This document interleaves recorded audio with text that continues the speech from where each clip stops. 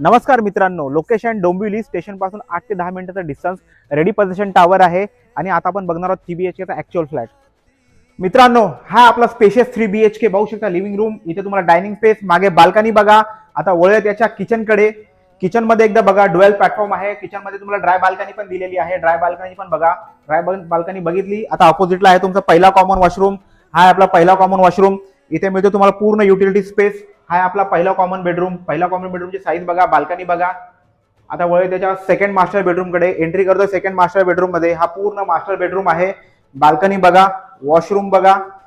आता वळ त्याच्या थर्ड मास्टर बेडरूम कडे. हा येतो थर्ड मास्टर बेडरूम. पूर्ण बेडरूमची साईज बघा, बाल्कनी बघा, वॉशरूम बघा.